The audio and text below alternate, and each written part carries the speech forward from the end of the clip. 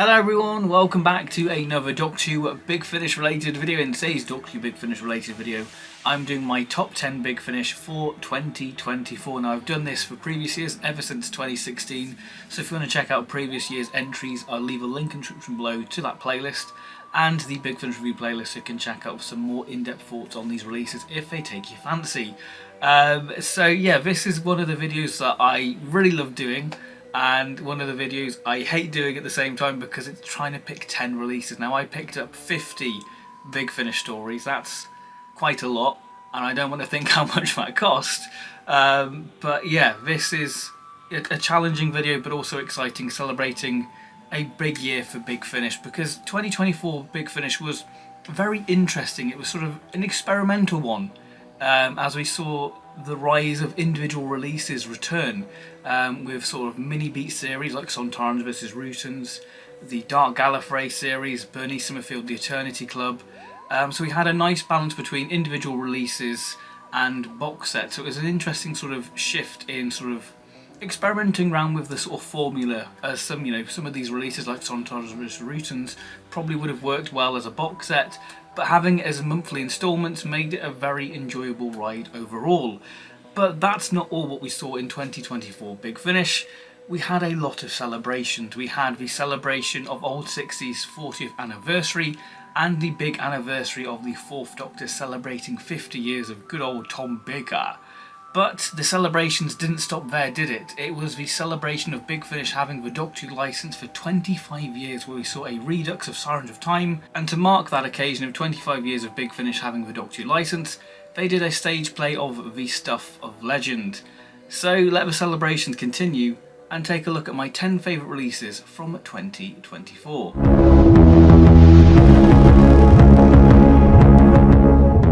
At number 10, to kick off this top 10, we have quite a dark release, and that is the War Master Future Phantoms. Now this feels very much like a return to form in the War Master range. This is the last set produced by Scott Hancock, and I think in 2022 the War Master range for me personally took a little bit of a dip, and I think because it's such a high standard range, that this just feels like a return to its sort of origins of the War Master range, really. Because I think we got so used to sort of the War Master's formula of War Master, nice sweet old man, something happens in the story, then 5 minutes before the story ends, trauma, oh my god that's really dark and twisted, by the way, see you in the next episode.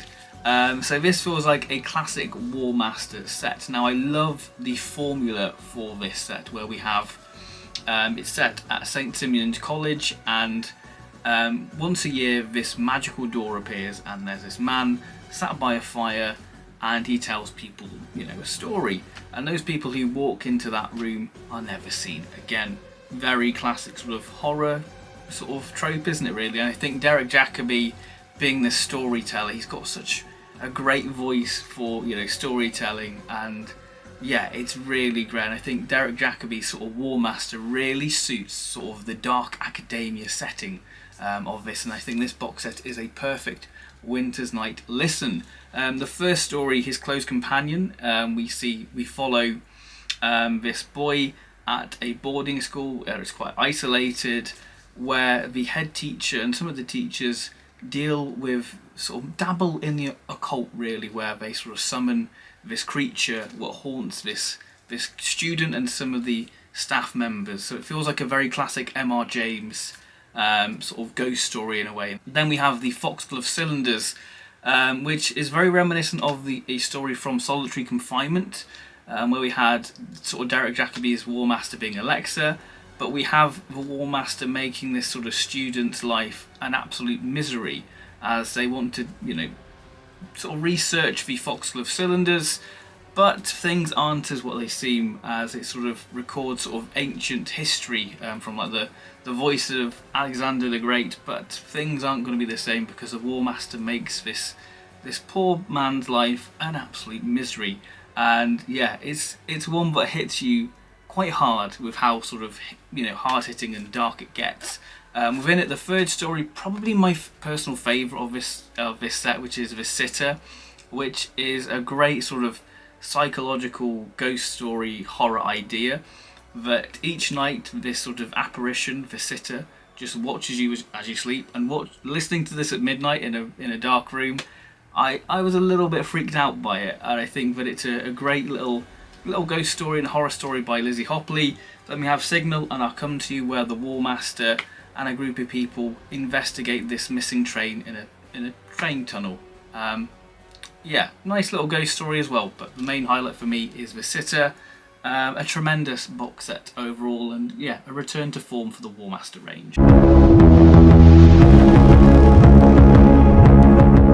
Number 9, we have the War Doctor Rises, Morbius the Mighty. Now, I think the War Doctor, in terms of all the Doctors on Big Finish, I think 2024 was the War Doctor's year. He was just in so many releases. Sontarans vs. Rutans, we had Unknown Soldiers, Susan's War, Dark Gallifrey. He was just everywhere, and Jonathan Carley absolutely deserves it. And this is a tremendous box set. This is very much a 3-hour epic, and I think this formula and format really suits the War Doctor. Just having a 3-hour sort of sandbox in the Time War to tell this grand epic story, and I think this is the best way to describe Morbius the Mighty. It's sort of building off the foundations of Dark Gallifrey Morbius, which you don't need to listen to enjoy this, though I just wanted to mention that because Morbius Dark Gallifrey is superb.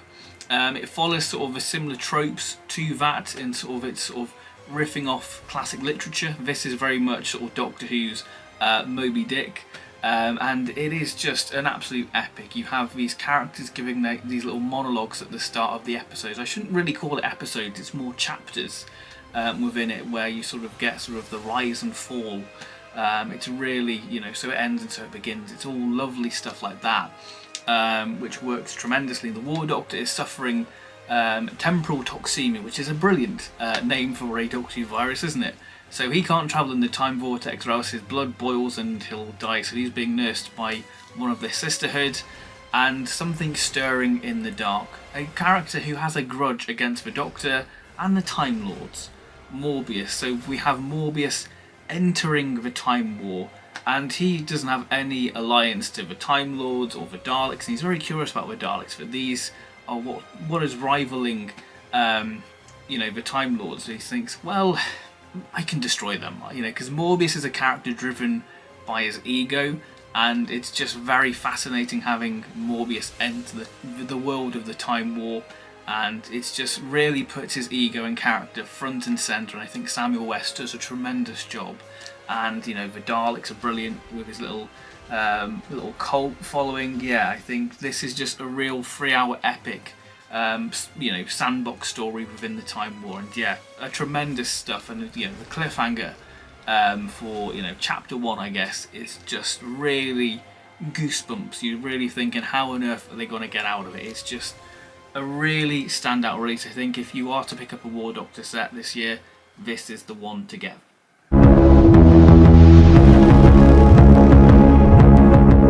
At number 8, rather fittingly, we have an 8th Doctor release, which is Deadly Strangers, featuring the 8th Doctor, Charlie and Audacity. Now, the Doctor and Audacity and Charlie were just one of the standouts for 2023, especially the set Audacity. This is just a great direction for the 8th Doctor. If you want something fun and light to listen to, these sets are just perfect for that. And I think that they're just something nice, relaxing and light. But they're not too heavy, they're just great little stories. And this is what this set is. It's just 3 great little stories. Within it we have Puccini and the Doctor. Obviously, Madame Butterfly played a big part in the TV movie. And this is also written by Matthew Jacobs. And you really get sort of the TV movie 8th Doctor in there. The sort of lover of life, the sort of man of mystery.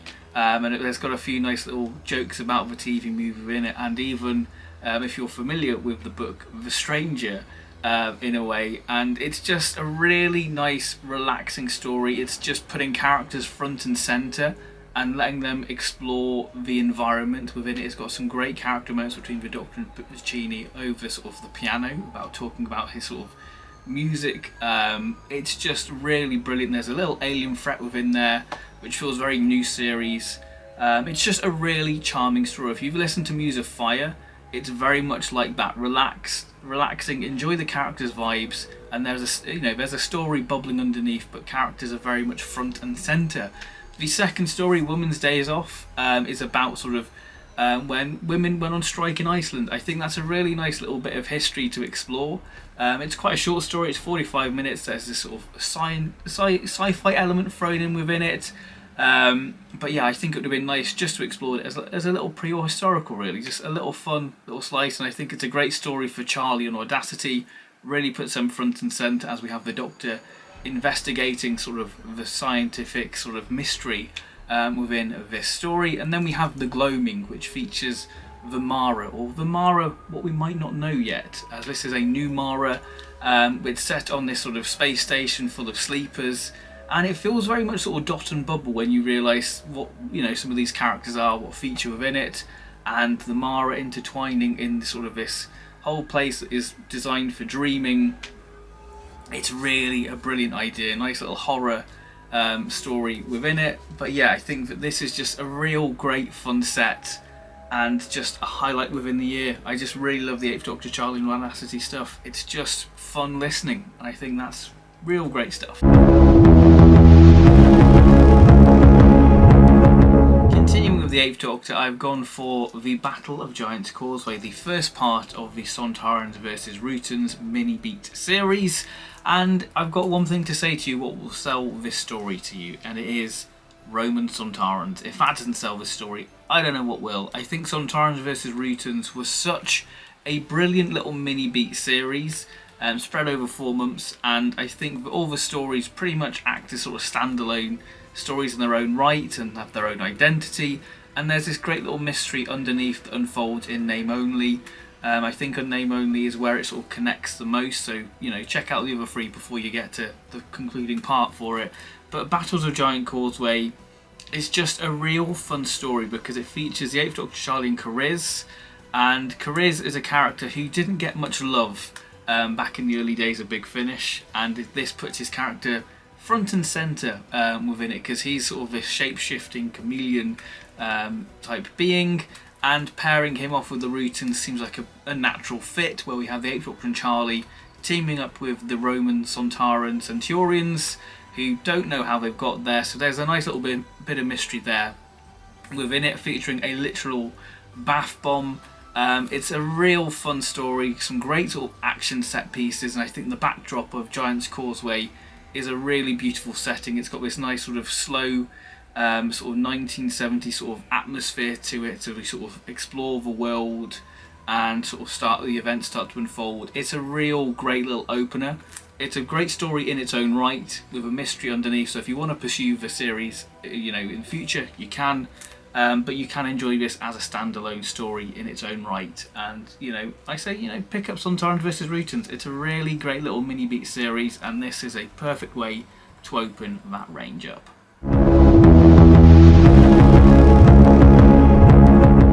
At number 6, we have the first full cast Doctor release of the year, which was, yes, I fooled them all.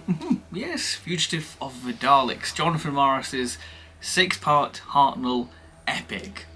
This is very much Jonathan Morris's love letter to the chase, as we see the first Doctor reunite with an older Vicky and get swept off through time and space, being pursued by the Daleks. Now, this story is full of so many twists and turns, and it's one of those stories where you have to experience it for yourself, because, you know, the cliffhangers just get better and better and better. And there's some really beautiful character moments between, you know, the Doctor and Vicky, especially in episode 4 on sort of the ice planet. But it also is very in keeping to the era. It's very authentic with what it does, especially this moment in episode 4, which feels very sort of Feast to Stephen, with sort of this comedy routine, as it were. But yeah, this is really great with sort of the location hopping. It's very much putting the 60s show's ambition front and centre, but also being very much a love letter to the Hartnell years, especially the chase. But the ending, my goodness, the ending you'll get a big kick out. If you know the Hartnell era and where this story ends up, it's just an ending for the fans, and I think that this is a really charming story. So many twists and turns. It's a hard one to talk about without spoiling And if you haven't listened to it, just go and listen to it, because it is a real fun, adventure, and how sort of Dodo and Vicky interact. A lot of fun within it, and it's just a story what's just got great character moments and just a fun sort of epic zip around the universe. Fugitive of Vidics is number 6. We've reached the top 5, so at number 5 I have picked Storm of the Sea Devils, the Series 13 opener for the 4th Doctor Adventures. Now, Series 13 of the 4th Doctor Adventures is an interesting ride, as we had 2 4-part stories and then 5 2-parts, and I think the 4-parters is where this series really shines.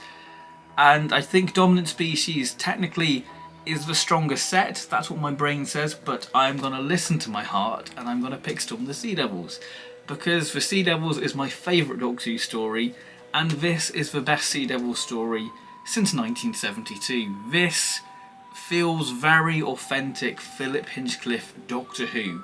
Part 1 in particular, when you have the Doctor arriving in India, it sort of very much feels like that sort of opening.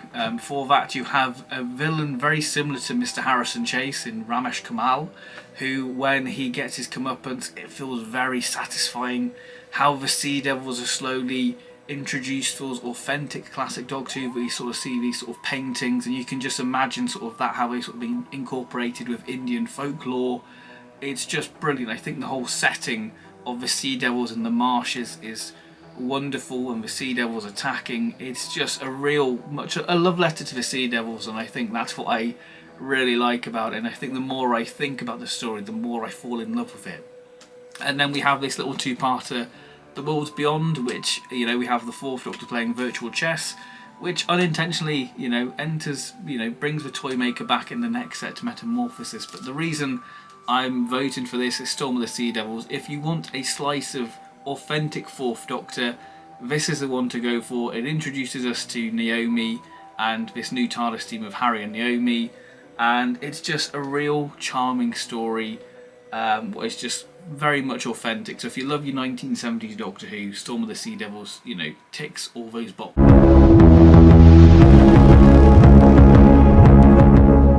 At number 4 we have The Stuff of Legend. Now, I'm technically cheating with this because I'm holding the studio version, but I should be holding the live version, because I was fortunate enough to go to Cadogan Hall on the 14th of September and experience this story live with Paul McGann in full 8th Doctor regalia, and experience a Big Finish story live. And yeah, it was Big Finish's way of celebrating 25 years of them having the Doctor Who license, and I think that it's such a fun way to sort of celebrate it. It's not this grand epic bringing everyone together in this universe-ending plotline. It's just a very much a straightforward, simple story with the 8th Doctor and Charlie and the Master and Daleks in there as well. The story itself is very much doing what sort of Robert Holmes and Philip Hinchcliffe did by sort of ripping off a Hammer horror film. This is doing Plague of the Zombie, which is wonderful, and it's a story that sort of builds on its foundations, using sort of Cornish folklore to its advantage and sort of implementing that within the story of sort of the Bucker, and it's just real fun. It's a very traditional 60s Dalek story, them sort of mining, looking for something. It's just very much sort of Doctor Who's greatest hits in a way. We've got Charlie climbing into a Dalek. And I think the one thing what I really enjoyed about this is sort of the communal experience, because when you listen to Big Finish on your own, it's just you and your headphones and the story being whisked off on this wonderful adventure. I think being there in a live audience and just realising, God, these are quite funny, aren't they really? And being with my friend Luke, who we met for the first time, who I do the Big Finish reviews with, it was just a lovely day all round. And I think that, I will cherish, the Stuff of Legend, because it was a legendary day. It's a bit of a personal pick. It might not be for everyone, but for me it was just great having Alex McQueen back as the Master, and just the applause when they did the classic Master reveal when he ripped off the mask, but it was a rubber glove. truly a joyous thing, and it was a great way to sort of see how Big Finish had made live with the Foley. A lot of hard work went into it, and I think that it was just a tremendous day, a legendary day, and it was, the stuff of legends.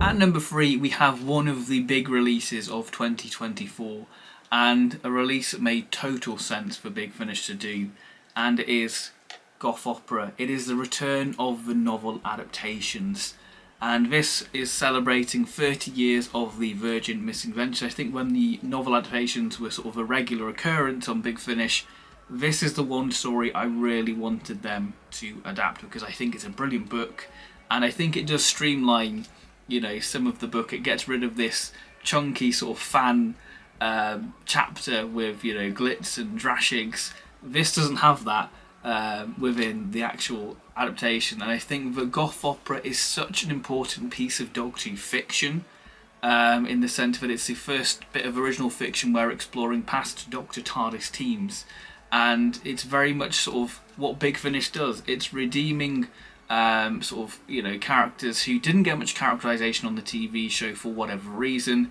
and it's really sort of fleshing their characters out. So I think Goth Opera is sort of the sort of epicenter of all sort of expansion of characters in a way, because this is a great story for not only Nyssa, because Nyssa again is very much the epicenter as she gets sort of becomes a vampire, and this is really an interesting idea, because Nyssa is this sort of very sweet, innocent character who wouldn't hurt a fly, and then you have her sort of having these instincts to kill these creatures, but doesn't want to do it, but needs to do it to stay alive, and she's trying to find this sort of cure what doesn't involve killing creatures. It's just a really great sort of story to sort of explore Nyssa's character. But also Tegan. Tegan gets a lot to do within this story, and of course, the Fifth Doctor's sort of vulnerability. Obviously, he's lost Adric and he doesn't want to lose another companion. We even get sort of a darker side to the Fifth Doctor within it, with him sort of manipulating Ruath, which is a great sort of aspect to explore with the Fifth Doctor. Again, this sort of character who, again, is very vulnerable, lets events happen and sort of gets pushed to the side, but acts when he has to. And I think that this really pushes the Fifth Doctor's character. And also, he drinks a lot of tea within it, and I'm an absolute sucker for Doctor Who vampire stories, and I think that this is tremendous. I think that if you are to experience Goth Opera, still read the book, because I think that it does Nyssa's transformation a lot better, but I think that this is still a real strong, faithful adaptation of the original material, and I think Goth Opera, like I say, is such an important piece of Doctor Who fiction, and it's just great to have the actors bring this story to life. So yeah, Goth Opera, a real standout within the year.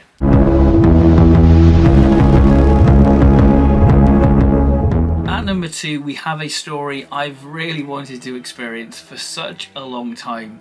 Ever since I discovered this as a kid, I really wanted to experience this story. And then Big Finish had this website issue, what put this story in a limbo, which fitted the story quite well, because the characters in the story end up in this limbo place, and it is Deathworld, the original sort of multi-Doctor story, the original 3 Doctors, if you will. And I think Deathworld, to me, encapsulates everything about Doctor Who. It does everything Doctor Who does. It sort of is a tribute to all areas of Doctor Who, in the sense that it honours the classic series with the sort of ambition, with the gun-ho nature that it's the little show that could.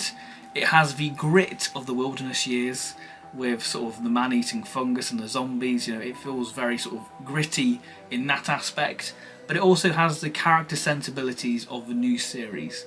When we get to stuff with the Third Doctor reuniting with Jamie, it has some real touching character moments there. And I think, like I say, it just encapsulates everything about Doctor Who. And I think for me, when I was listening to this, it just sort of took me back to when I was discovering classic Doctor Who. And I think that was just really wonderful, sort of setting off that sort of imagination you have when watching this show. And I think the first 2 episodes of this are just really brilliant, and just full of scale and action within it. Having the First Doctor have a bigger role within this story is wonderful. The pairing of the First Doctor and you know, the Brigadier. An unlikely pairing, but it works so well. And a bitchy second Doctor, you know, thinking, oh, you think James is going to help me? I think he's more of a hindrance. It's real great stuff, and it's just a story that sort of lights your imagination when you're listening to it. I think the story does kind of lose momentum sort of in sort of part 4, when it just sort of becomes wandering round trying to escape, which I guess kind of sums up classic Doctor Who. It does a bit of Evil of the Daleks episode 4 really, but I guess, you know, it's just a thing of the time. It's replicating that wonderfully, and I just really love it. I think that it's just got such great scale and ambition, and it totally wouldn't have worked on a 1970s Doctor Who budget. It's just, it doesn't really have sort of the Barry Letts and Terence Dicks sort of sensibilities, but I think that it is a true thing to experience. I think it's an interesting little curio. You know, what if, you know, this was the original Doctor Who multi-Doctor story? I think that's a real neat bit, and I think that, you know, it's a story what I've wanted to experience for such a long time, and I really do adore it.